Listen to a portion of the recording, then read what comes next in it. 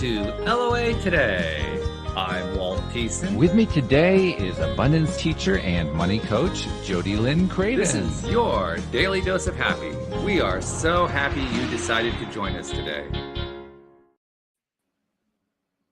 Jody Lynn, of course, I always look forward to doing the Wednesday shows with you, just because you're such a brilliant, insightful person and you make things fun. And I think we're going to have a little bit more of that going on today, because we have a guest who, she basically came to the conclusion that she should be able to do it all and have fun at the same time and make it easy for herself.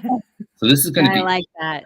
Right? Yeah. I mean, this Yeah. is, so let's bring her on. Mia Moran is, well, she's all about planning simple.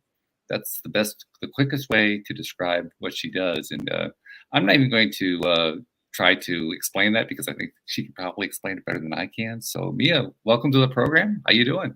I'm doing great. Thank you so much for having me here today. Glad to have you. Give us the 1 to 2 minute biography and how you got to doing this simple planning thing. Yeah, so I'm a very creative mother of now 3 teenagers and entrepreneur always. And so that means that there's a lot going on in my head, in my heart at all times. And so I needed a simple way to actually keep moving forward and stay in that joy. And so that is how this all got created. Okay. So maybe we start off with tips. I mean, because there are lots of people who have lots of things going on, and often it's hard to get everything in. You seem to have figured that part out. What can you tell people? Yeah, so I have a little bit of a different take on that. It's not about filling our calendars and our days full of all the things at all. In fact, I think probably one of the first things everyone should figure out how to find in their calendar is empty space versus something else to do.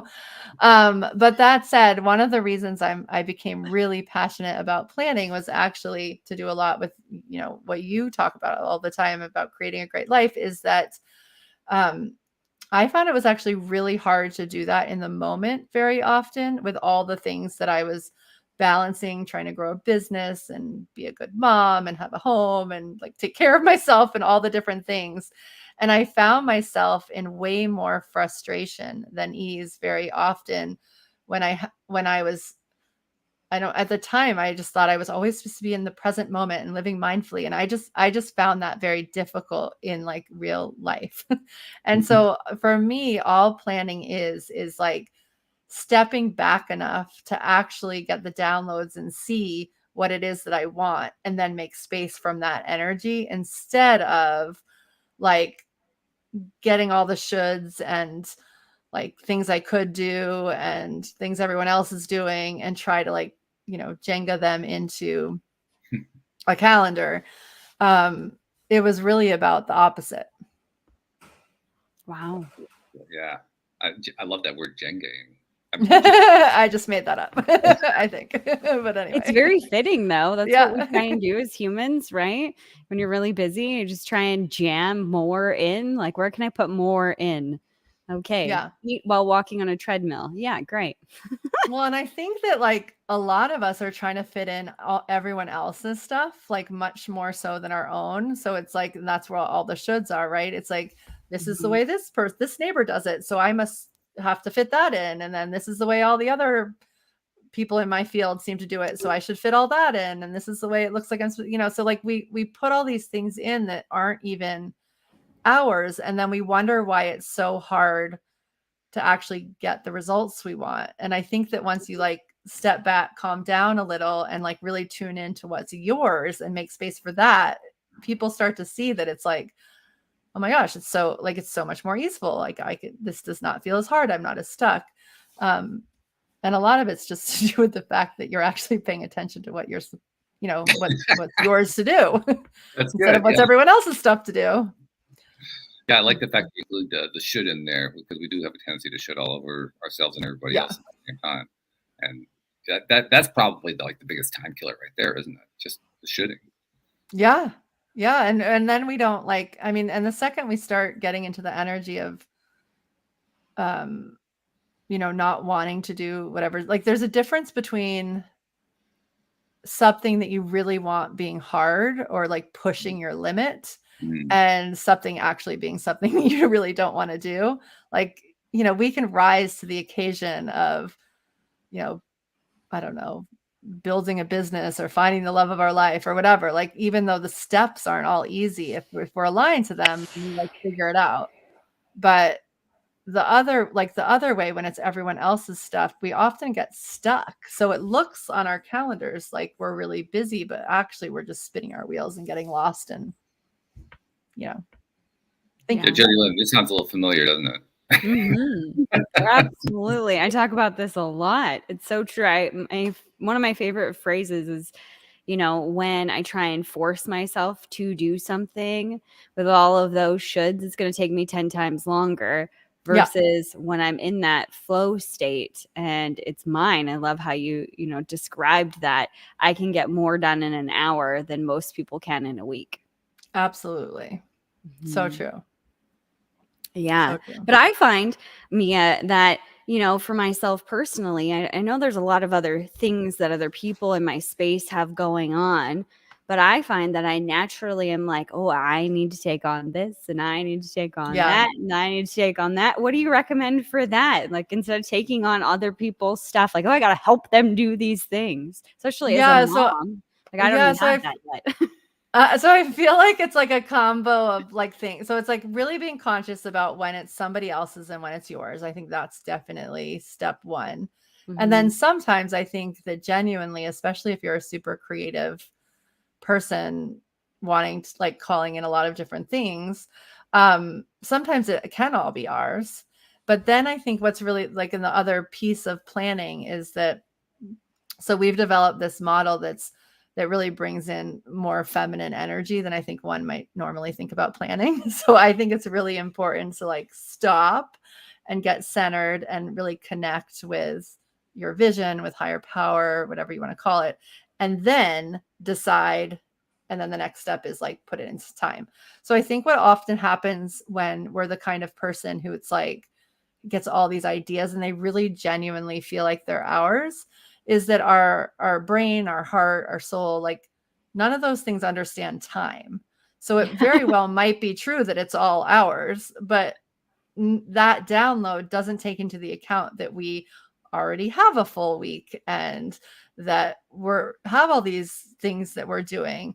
And so after you've like decided that this is something I definitely want to take on, one of the important steps in the process is to come back around and be like, okay, so yeah, I meant to go to Paris or I meant to write a book, but like, I don't have to do it next week. Like, yes, it's true that was a download, but I need to like figure out how that actually works in the life that I'm doing.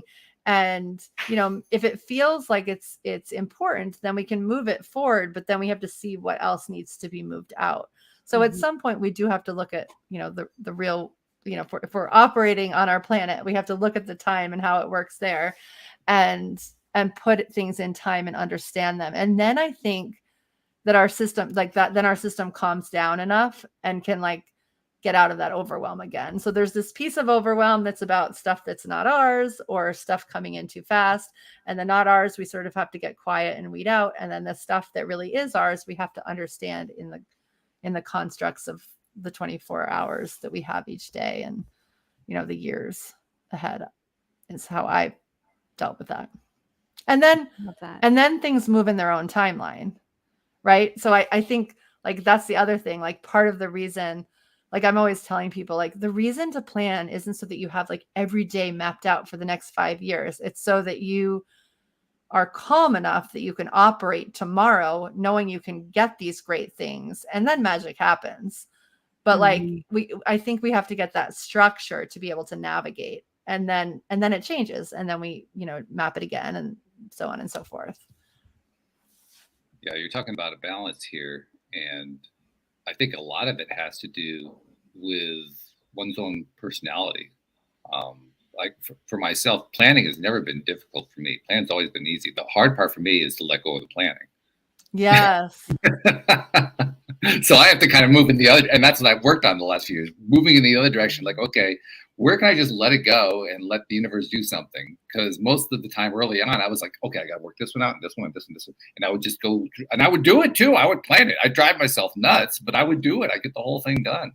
And yeah, in the phase that I'm in, and so maybe it shifts in different phases of life for sure. But in the phase that I am in, what I find is that like the reason planning has to be involved for me, even in that situation, is I need to hold the space open to like allow that to happen, because if not, like something else comes in, right? Like things get scheduled, or like somebody needs me somewhere. And so then it's like, then I feel like I've then filled everything again with things that I'm not 100% in alignment with. So for me, sometimes planning looks like this whole day is just empty.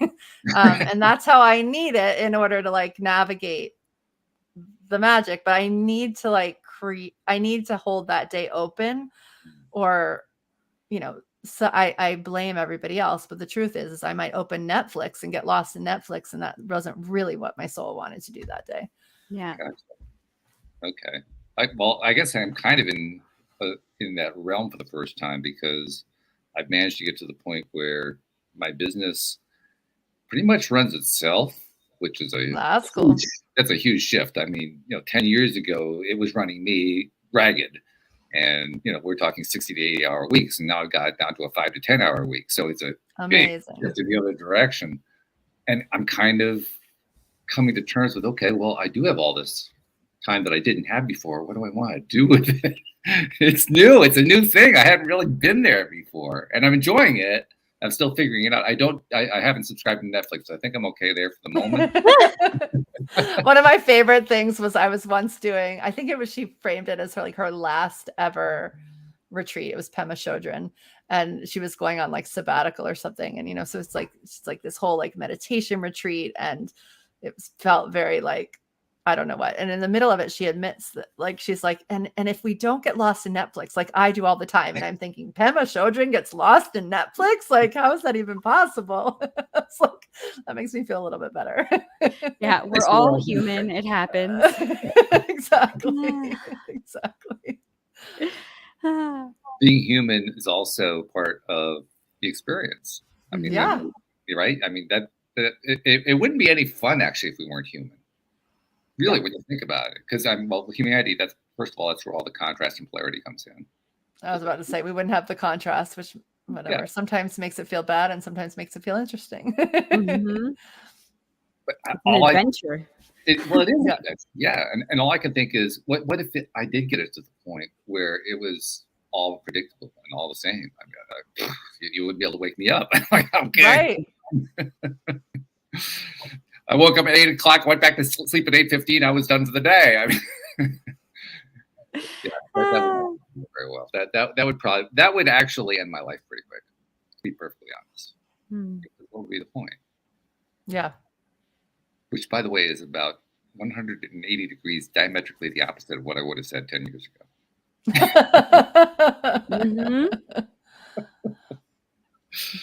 That just shows how we develop and learn over time.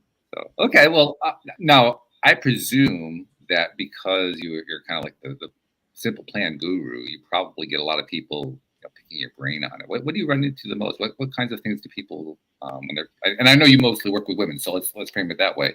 When women approach you, what's the most common theme? This is the thing that they need working on the most. So for a lot of women and who come to me, and I'm definitely skewed toward like, I don't know, 40 to 60 to 70-year-old women. Mm-hmm. So what happens a lot of the time is that at some point it was like, and it could even be with your business story 10 years ago. It's like at some point it will be better, right? So at some point I'll feel okay in my body. At some point the kids won't be so busy. At some point the business will be grown and I'll have more money. And I tend to work with people who have all three of those issues. And then all of a sudden it's kind of clear that at some point doesn't just come. Like, it's not like all of a sudden everything is like, okay. And so one of the big things that happens in there is a genuine desire to take personal responsibility, but not necessarily knowing how to do that, because that's like literally not how any of our world operates. And also like a loss of dreaming. So almost like a loss of like, so a loss of really being attached to what even is the want. So like not even understanding, like sometimes people come and they're not even sure what they don't have because they're not even sure what they want, but they know something's missing, if that makes sense. So, and I mean, it's awful that we get to this point where, we've tended to all these other people for so long. We've tended to like dreams we thought we wanted, but weren't really ours. And all of a sudden we just come up blank. And as we know, that's makes it harder to get what we might actually want. Because if we can't attach, if we can't reach for that dream and that vision, it becomes harder. Well, so I feel like that's the biggest. Yeah.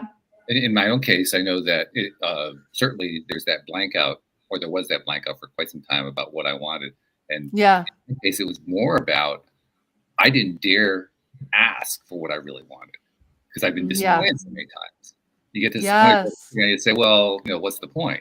I mean, you're talking to other people, and you say you're trying to say, "Oh yeah, I'm going for my goals and so forth," but deep down inside, you're saying, "Yeah, I'm not going to ever get this." What did you do in that case? Now I'm going to ask you questions. I'm so curious. Seriously, that was one of the main reasons I started this podcast, because I had reached a point. I started in September 2012. My business had crashed and burned in 2008, and I hadn't been able to resurrect it successfully. So by the time 2012 came around, we were in desperate straits. I was trying to figure out what was going wrong because I was doing what I'd been taught growing up. This is how you do it. And what I was taught wasn't working. And I heard about law of attraction, and I couldn't even, coaching hadn't really become the big thing it is today. But even if he was a coach, I couldn't have hired him anyway. I didn't have any money to hire him with. So I was kind of stuck. So I started the podcast figuring, I'll just bring people on who are experts. They can teach me this stuff. Yeah. And they worked really, really well. But I mean, I was at my wit's end. If it wasn't for that answer, I don't know what I would have done. To be perfectly honest, I really just felt not just stuck. I felt like stuck in amber. Yeah. Yeah. I think that's like such a good point, that other people's visions, I guess, that are in alignment, because there can also be a lot of noise, is so like just seeing what's possible, I guess, is so helpful sometimes, especially when what's possible really resonates with you. And I relate to that because I've always been an entrepreneur, but my background is in graphic design. So my first company I owned a graphic design studio for, 13 or 14 years. And that was when I had my kids, and I had sort of a health crisis in the midst of all that. And so I ended up on this journey to just get healthier. And because I don't even think podcasts were a thing at the time, because this was probably like 15 years ago. So that wasn't even like what was happening. And blogs, WordPress, I was luckily a designer, so I could make a blog, but I did something very similar, which is I started reaching out to all these sort of health gurus. And I was like, I'll start a magazine because everything healthy looks really ugly. So I'll just make it pretty. So I started a magazine, and I just started interviewing all these health people, but it really did show me health is more about what they're showing me in Vogue, and health, I don't need to be on medication, and wow, there's really something to this. So I totally see how that can be so helpful for everyone. We actually have a double parallel going on there, because my business that crashed and burned was a web design business. And really? I had a graphic design background before that. I was doing web design for nonprofit organizations. And how funny. 2008 wiped out all the nonprofit organizations I was working for. They were little small ones all over the country. And they literally went all out of business within about a month because of the financial crisis, which wiped me out of business. And it was terrifying. It was really terrifying. Yeah, I can imagine. Oh my gosh. Interesting parallel right there. Yeah, very interesting parallel. I said, oh yeah, I know that one real well. Yeah, I could practically do WordPress in my sleep. Well, that probably came in handy for this too, right? Yeah. Interesting thing happened though, because along the same topic of what is it that you really want, that was a big part of what I was wrestling with, because I really didn't want to be doing that business. Yeah. I didn't love it. I was good at it, but I didn't love it. Yeah. And man, if you don't love it, it's amazing how quickly it not only crash and burn, which it did with the crisis, Yeah. but I couldn't resurrect it because it's not like I didn't try. I was trying really hard to resurrect it, but my heart wasn't there. And so I was constantly undermining myself without realizing. Yeah. And it's interesting because I really actually loved it and sort of happened into this other thing, like, but then this other thing started being like feeling so much more like my purpose. Whereas like I loved the visuals, I loved design, like design school had been the first time that I had realized I had control over what I did because I had come from a very traditional school background. So then I ended up at art school and I was like, oh my God, like there's people who think like this and talk like this and like do these things. Like, where have they been my whole life? And so I felt like I had entered this like world. So by the time I got healthy and was like, whoa, I have something to say about this, I felt like you weren't allowed to do two things that were meaningful in a life. I was like, who am I to go do something else when I already have this thing that's like working? Like, you can't do that. Like, everyone says that once you find the thing, you're just supposed to stay with the thing. And so I sort of grappled with that for a long time, actually, of like not admitting that I wanted the second thing. Yeah, I think everyone has a lot to answer for. Yeah.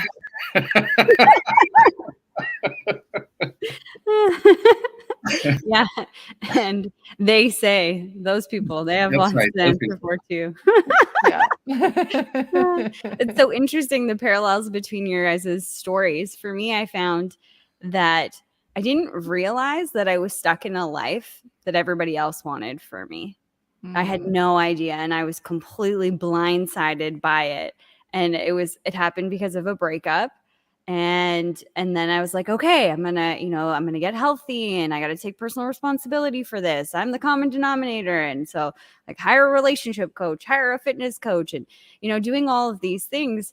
And reflecting on it just recently, it's so interesting because when the breakup happened, we had planned to move to this bigger house, and it was like almost 3,000 square feet from a, I don't know, 800 square foot condo. So now I was all by myself in this giant house, and it was really reflective of what I had built in my life. It looked beautiful on the outside, but it was completely hollow on the inside. And that was a tough pill for me to swallow, because everybody around me kept saying like this, like, you're doing great, like you're doing awesome, you're at the top of your game, and like this is the best of life. And it felt so empty. Wow. Yeah. Isn't that interesting? I mean, it's also miserable. It's interesting and miserable. Yeah. Well, it shocked me. Like, I was like, what? This isn't what, because I kept waiting for Mia, you had said it, like waiting for that day when there was more. Then I will be happy. I'll be comfortable in my body. I'll have a good relationship. Like one day. And I realized that I was never making space for that day to come. I just set my life up to chase it for the rest of my life. Yeah. Yeah. On that day that I decided to get healthy, it was at a time when I had the 3 kids. They were all under 5. Call me crazy. They were all under 5. I had this design company. So I was at work in our office. We had about like, I don't know, there's probably 8 people in the office at the time. And I just remember it was like 2:30 in the afternoon. And I looked across my desk and there was like 7 Starbucks mugs like stacked. And I just remember thinking like, okay, I've had all those today. Like that seems kind of expensive. And I've left the office that many times. So like, what have I gotten done? And also like they promise that Starbucks is infused with a lot of caffeine.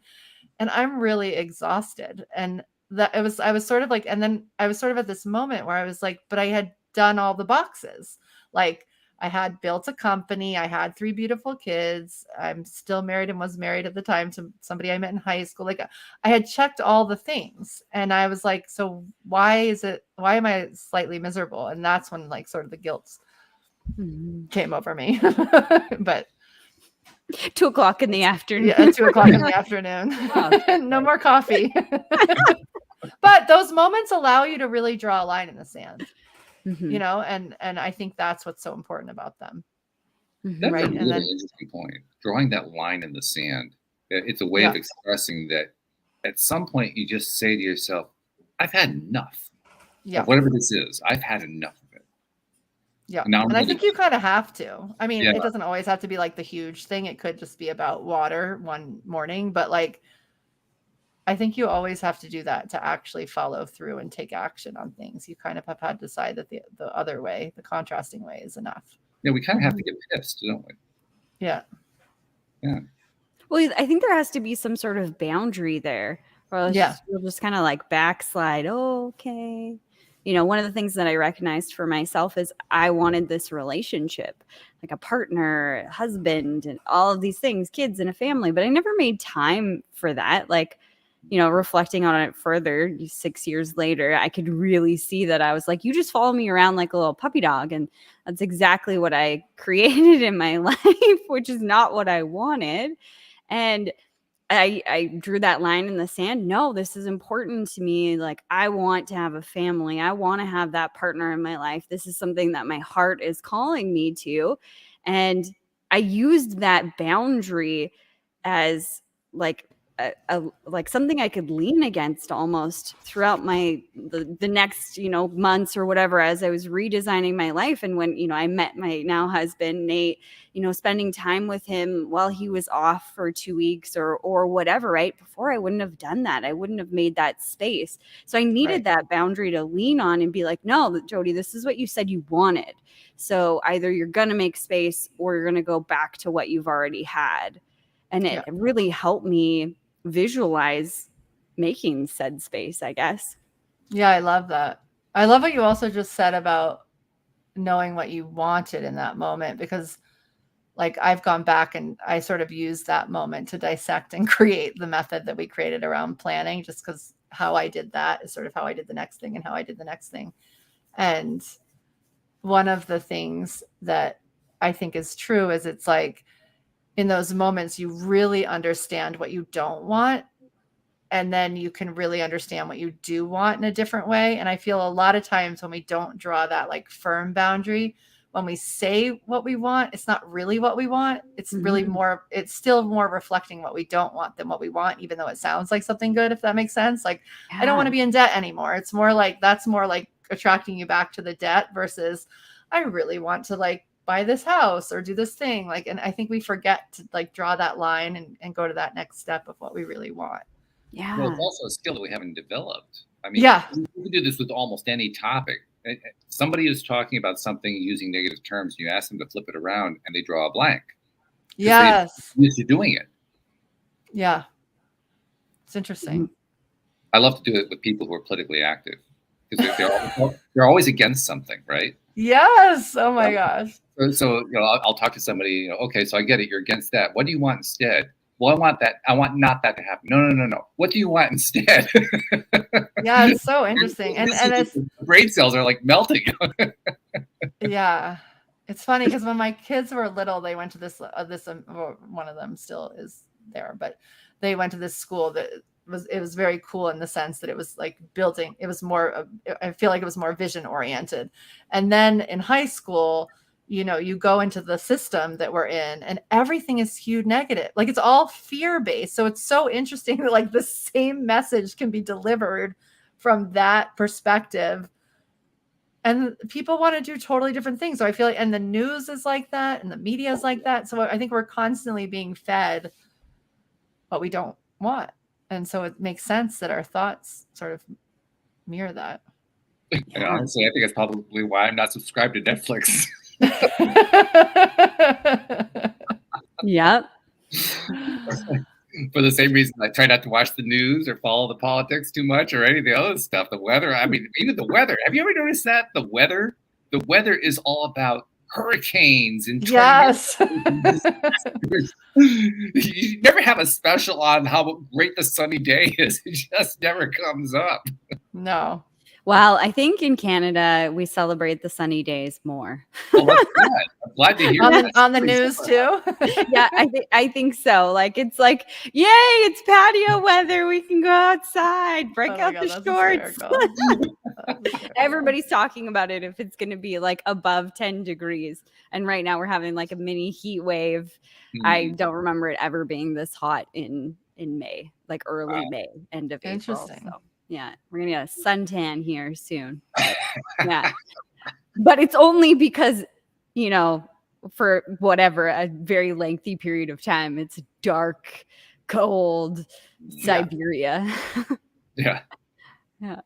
It just shows how important that perspective is. What are you thinking about? What do you live in? Where's your attention? And when you're in a northern climate, your attention is, oh, it's cold again today.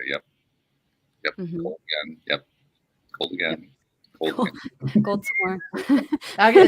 It's funny though, because I'm trying to think of like how to even derive meaning out of this, but I'm just thinking of this thought, so maybe you will. But so I'm from New Orleans, where we got the hurricane stuff all the time. But now I live in New England. I've lived here for a while, where it's cold. And one of the advice I got when I first moved here in the dead of winter, when I couldn't believe I lived here, was get outside. Just be outside. Like, don't be thinking about it inside. Don't be thinking about how bad it is. Like, be in it. And then it's funny because when you're in it, it's fun. Yeah. It's like cold. And if you dress appropriately, like, and you like you can build a snowman or go sledding or whatever, like, but go on a walk. Like, it can be fun and joyful. Absolutely. But from inside, it seems dismal. Mm-hmm. And I think that's a good reflection of a lot of things that we think in life, like drawing this boundary before you do it, or like sitting there and looking at it. You're like, oh gosh, it's you sitting in front of the window watching the snowfall, like panicking that you're going to die if you go outside. But it's not even that cold. It's not bad. There's joy there to be found. Absolutely. Yeah. I'm curious. I'm in Connecticut. I'm near Hartford. Where are you? Outside of Boston. So it goes like Cambridge, Arlington, Lexington. I'm in Arlington. Yeah. Okay. Yeah. And that's plenty cold there. Enough cold there for my taste, I would say. Yeah. Well, similar. You're in Hartford. Similar. Yeah. Yeah. Something else was going through my mind. What was it? Oh, well, we're talking about how you deal with these different polarities. A moment after that, we also talked about how we're really glad that we have them in our lives. We have this love-hate relationship with the trials and tribulations of our lives. And I'm wondering what your opinion is on this. To what degree do you think that love-hate relationship is what helps keep us stuck in it? Yeah. So I think in my experience and in like experience with people who I've worked with, especially around this idea of planning, I feel like what happens is, we can build like long-standing stories, which create stuckness, right? So it's like, I don't know, what's an example of one? I used to have a story that I could never finish anything, ironically, or that I always procrastinate because I'm creative. It's like this great thing. I'm creative, so I always procrastinate. And then we sort of like get attached to them, and we create, I think, our own drama around them. And then I think we stop ourselves from taking action or moving forward. But one of the things that we do in our planner, and actually this was part of the process, that day of the coffee cups, what happened was I was like, a line is being drawn in the sand.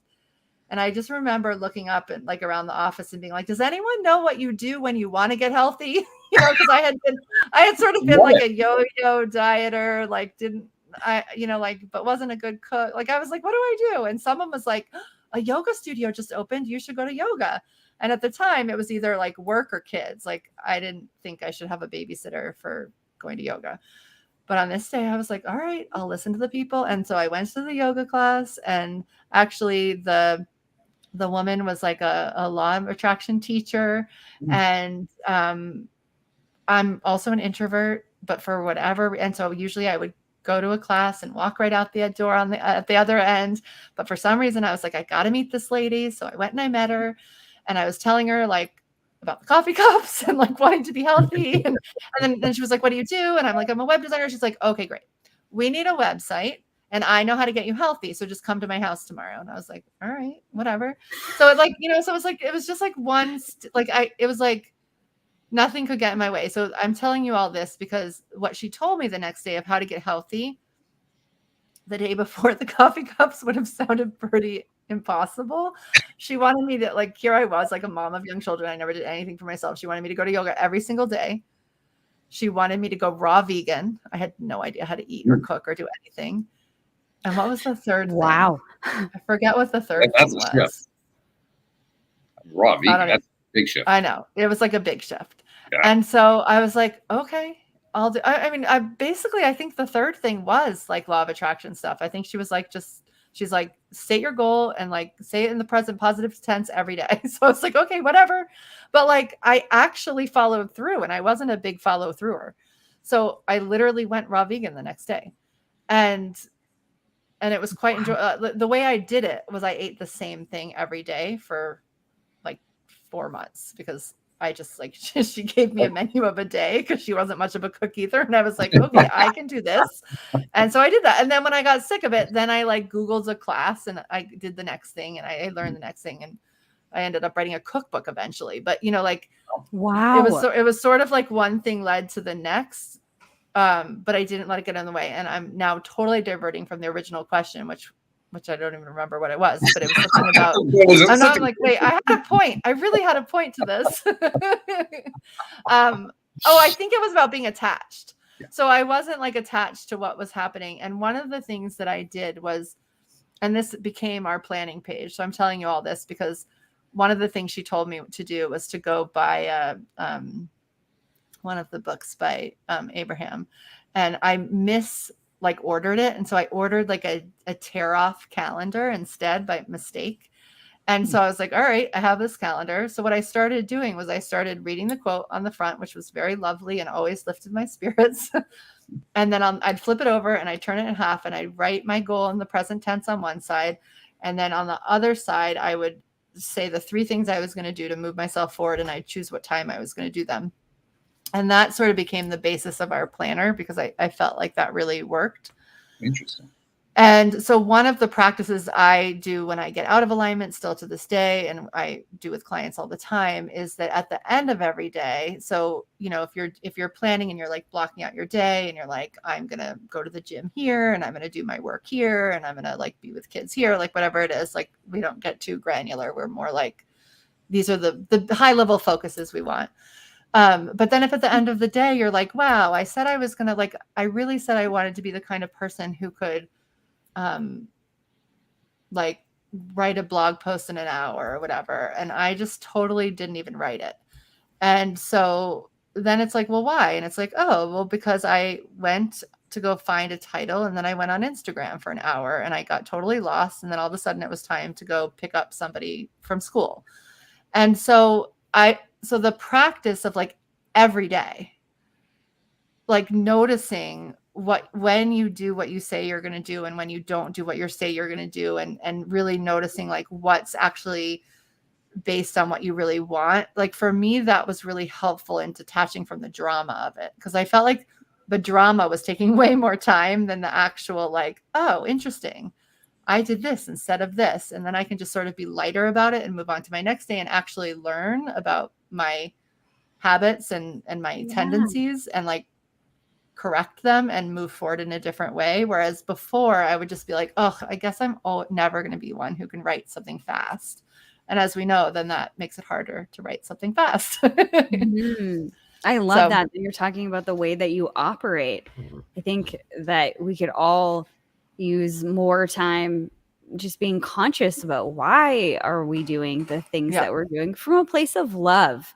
Yes. You know, I've had lots of fancy calendars before where it was like every minute of every day, like every half an hour, and like very masculine. And I had, you know, like I had a very strong masculine side and a very weak masculine or weak feminine side. I didn't know me too. What that meant whatsoever. So like planning without that, like planning like that felt gross, and then I wouldn't get everything done, and then I'd beat myself up, and then that would spill over to the next day. But I would never ask that specific question on like, why? What came up that you didn't do it? You're not just like an a-hole or lazy, like you're smart, and you know, like you're a good person, Jody. Like, stop beating yourself up. Let's figure this out. That's so important. I love that. I love that. Well, and I always like to think that planning in itself obviously is like a masculine tendency. And I had the same thing of like, I feel like we're all born, I think, in balance with masculine and feminine energy, and the world sort of skewed us all in a different direction. But when I found the other direction, and actually it was at a similar time when I started to like learn that I was in more control of my destiny. I let go, I think, of the structure of planning. And I got wishy-washy in a different way. Like I got it went too far the other way. And so I like to think of planning sort of as like, it's like a container, and it is a masculine energy that allows me to fully show up in all the feminine pieces. Cause it's like, it's contained in the day or in the month or whatever time frame I'm looking at. And that has been really helpful to just allow myself to have both those pieces in balance, which I think is really important in creating a balanced life. Yeah, balance really drives the whole train. If you don't balance, I don't care whether you're male or female. I don't care if you're masculine dominant or feminine dominant. If you're not in balance, forget it. It's not going to work. I mean, not that you can't survive, not that you can't thrive strongly oriented one way or the other, but if the balance isn't there, it's going to catch up. At some point. I think that there's magic when you're working within that balance and drawing on like the strengths of both. Like for me, I just grew up in a very masculine business environment. So I really thought that I had to be super masculine and like go, go, go. And when I realized the toll it was taking on my health, I ignored it for a long time, and I was like, I can push through. I'm tough, and, I started to see my body fail, and I started to see, how I was like drudging along and hating my life. And, like I went to hire a fitness coach because I was like, okay, I'm really good, Sunday through Friday. And I want you to like kick my ass. So I know if I talk to you on Sunday, then I won't mess up Friday, Saturday. Like I need somebody to, be there to punish me or whatever. And she asked me the most amazing questions, like, why do you do that? Because I'm so exhausted. I can't function come Friday night, Saturday. I can't even like muster up the energy to do anything to even feed myself. And she said, how does that make you feel looking at your life from that perspective, that you give it all away and you leave nothing for yourself? And it was like, oh, wow. Okay, smack me over the head. Thanks for that. But it's something that I couldn't see. And I think that a lot of people struggle with that. Yeah. And we would never like tell a good friend or a kid or a spouse, like, go, go, go until you have nothing left. Right. Then come back home. Like, we would never say that to anybody. No. This is really interesting because I'm thinking about an interview I did here on the show about, it was within the last couple of weeks. I don't remember exactly when it was. And it was a gentleman, he's in his late 20s. He leans very heavily on masculine type activity. He works out, at gym every single day, and he's got a whole crew of people that he coaches to, get up at 4 a.m. and go do your stuff and take action and blah, blah, blah, blah, all this other stuff. And it's working for him. He's been very successful. He's doing well. And yet the thought that kept going through my mind is, make a note to bring this guy back onto the show in about 10 years. Because I know if you can push yourself that way, especially when you're young. You can do that. You can do that for quite some time. But it does eventually catch up to you. If you don't find a way to balance. I remember early on, I had, like in my first year doing the podcast, it's always challenging because you're trying to figure out, well, what's my theme? Who am I going to be talking to? Am I going to be doing solo? Am I going to do it with guests, co-hosts, whatever it's going to be? And that first year, I did a lot of interviews, and I was, of course, starting from scratch, and I was working with people outside of my very tiny network for good reason, because it was a tiny network, and I was pretty exhausted doing that. But one of the people that I interviewed, the gentleman. He was an Asian American. He was in his early 40s. And in his late 30s, after becoming a multimillionaire and dealing with all the pressures that a male Asian American goes through, because there are very, very strong expectations for people from an Asian background, he burned out. He burned out so severely that he actually had to sell his businesses. Wow. And for the first time in his life, he had to ask himself a question that he never asked him, which was along the lines of what we've been talking about here. What do you want? What do you want to do? And he said, if I hadn't asked that question, I don't remember exactly how I phrased it. My interpretation of what I remember is I'd be dead. I'd be in an institution, something along that line. Like it was that severe for him. I think that's actually a fairly common human experience. If you push really hard in one direction, you can get somewhere. You can produce results. You can be very successful, but you pay the piper at some point. Yeah. Yeah, I feel like that was my coffee cup day. I was about to pay, but I drew a line in the sand. Yeah. Yeah. Look, I came out of that line. I mean, you did a whole script flip on that line. Yeah. In 1 2-hour period. I mean, just bam. Yeah, and it was interesting though, because like, you know, it goes back to that idea of like all the wants and time. And I'm definitely not someone who, I mean, I definitely have worked on flipping my wants into the positive versus like reflecting back on what I don't want too often. You know, that's been a work in progress. But one of the things, I just totally lost my train of thought. Where was I going with that? We were going to go toward, what were we just talking about?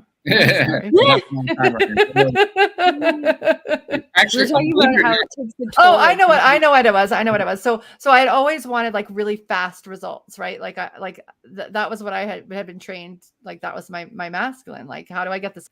And I always also had pretty strong desires. So I had strong desires and I wanted the results fast. And one of the magic things about that time was somewhere in all of it, I was like, whoa, maybe I need to be nicer to myself. And the truth is that the way I got unhealthy was because I've been working really hard while I had 3 pregnancies and nursed 3 children. And like, I was doing like 5 jobs at once. And that's why I'm depleted right now. So it took me 5 years to be in this place. At the time, I had like 85 extra pounds on me and yada, yada. And I was taking all this medication. And so it was like, it had taken me 5 years though to get there. I wasn't like that before kids. I was like that now. And I was like, what if I just gave myself permission that it might take 5 years to get out of this predicament? And I remember thinking that, and actually that's what I wrote down a lot on a piece of paper, like 5 years in, 5 years out. Like I just kept thinking that. And for some reason, like I think sometimes we just need to find the thought that's going to actually help us take the next step. But that one really helped me. But the weird thing is that then everything happened in record time. So then it's like all of a sudden I changed things overnight, but a week later I was off of 2 medications that I didn't even know one didn't need to take. Like just so many things happened so quickly. And I tell people the weight melted off. I'm sure it took longer than a week for 85 pounds to melt off, but you know what I mean? Like but it's just like the ease of it all with that thought was so, it definitely wasn't 5 years for all of it to come together. But I needed that thought in order to even give myself permission to take a step forward. Because otherwise, like with the thought of I want it tomorrow, I couldn't move. It was too overwhelming. It was too overwhelming. Yeah. Yeah. That is such a profound thought.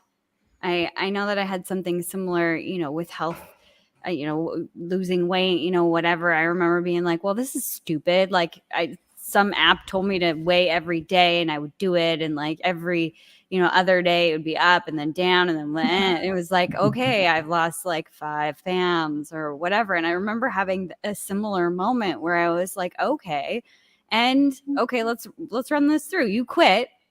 And by your birthday, because I made the commitment on my birthday that I just didn't want to carry around this extra weight. I wanted to lose it and I wanted to be healthy and I wanted to be in shape and whatever. I wanted to feel better about my body. So, okay, you're like 3 months in, 4 months in, and you've only lost like 7 pounds. Okay, you're upset with yourself, but you're going to quit. And then what? You're going to get to your birthday. And then what? Wish you didn't quit? Like, what? Why not just keep going? Like, it's okay. If it takes you a year, so what? Like, you're going to get to that birthday, like, hopefully, knock on wood, right? You're going to get to that birthday no matter what. So, what do you want to be? Like, how do you want to be when you get there? Yeah. And I wanted to be a little bit closer.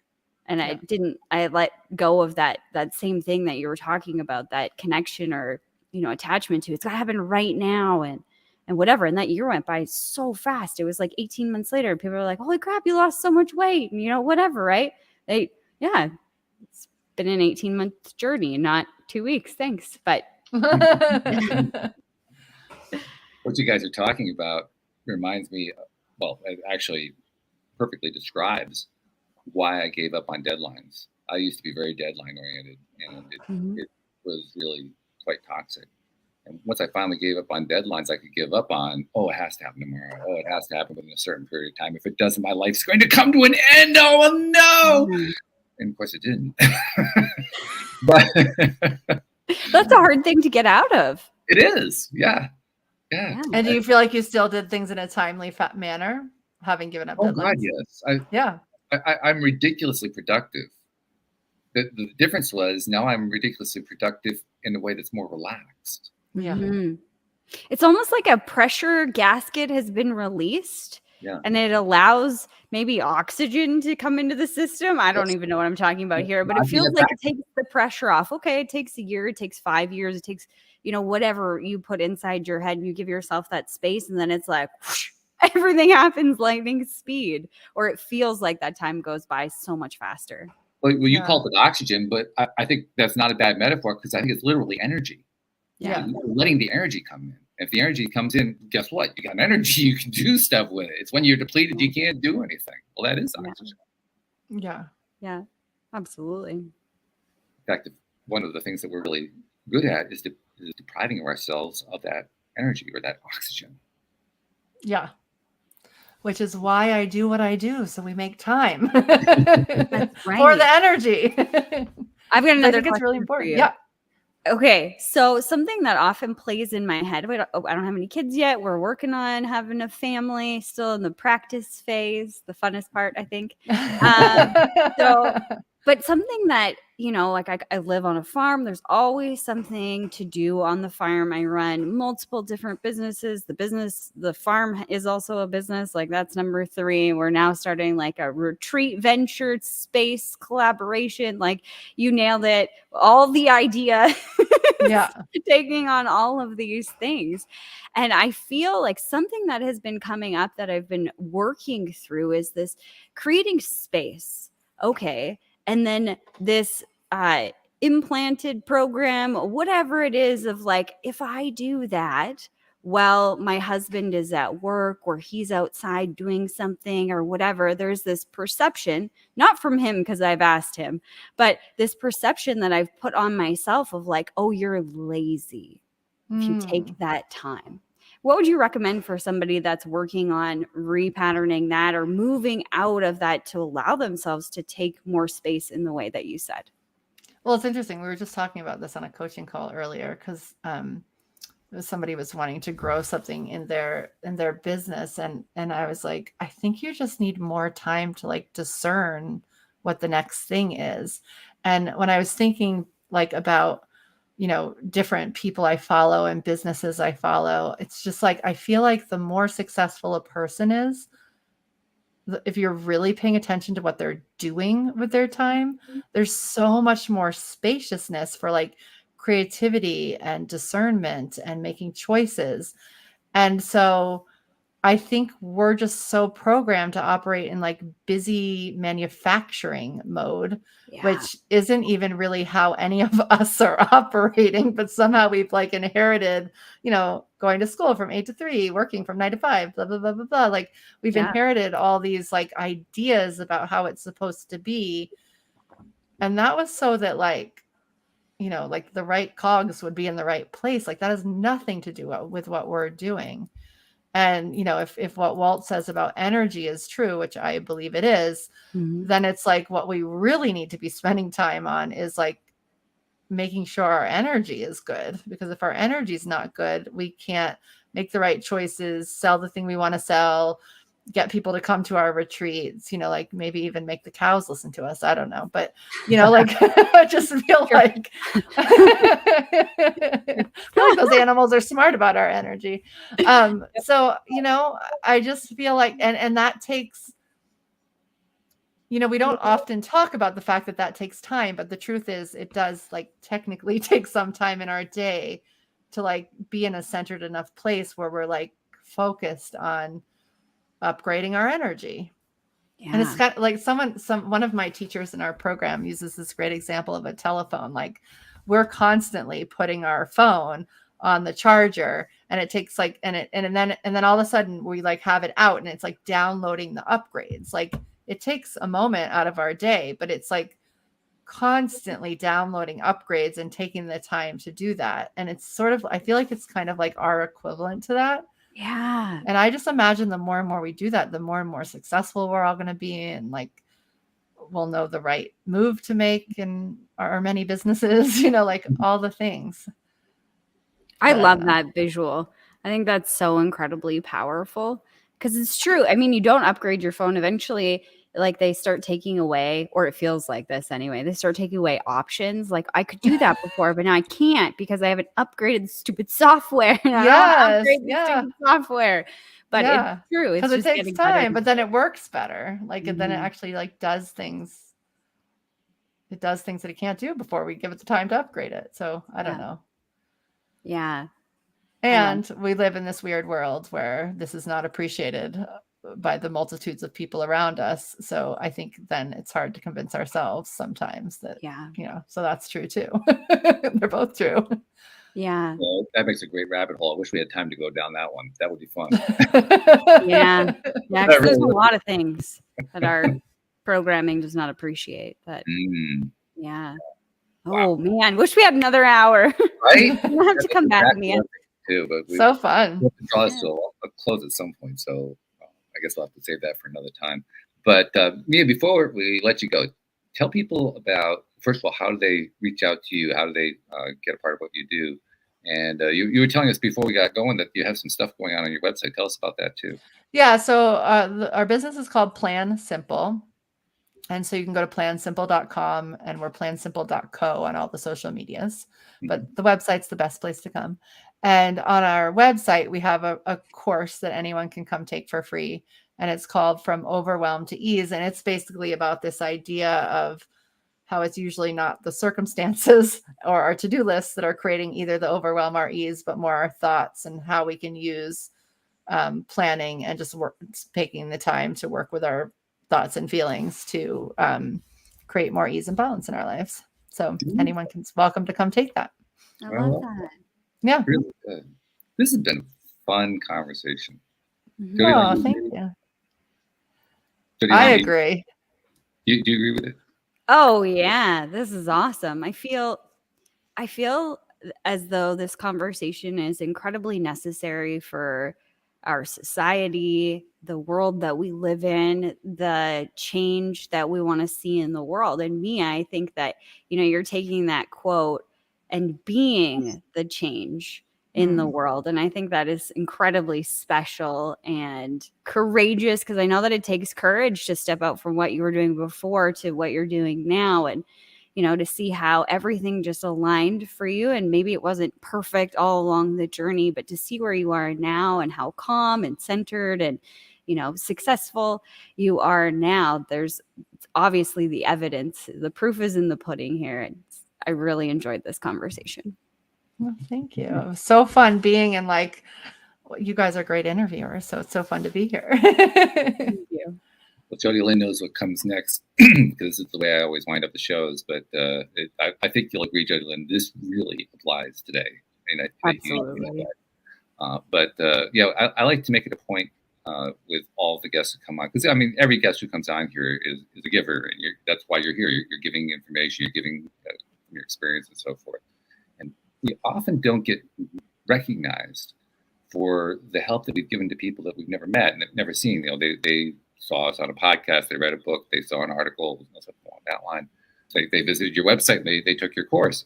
And you never really, sometimes you do, sometimes you find out. You know, they send you an email, maybe they actually end up doing some coaching with you or something like that. But in many cases, we don't find out about it.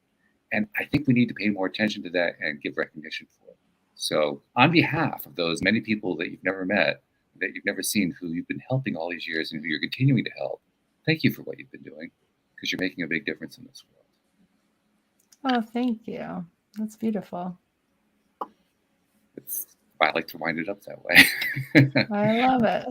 So thank you very much. Thank you to our podcast listeners everywhere. We will see you all next time here on LOA Today. Goodbye, everybody.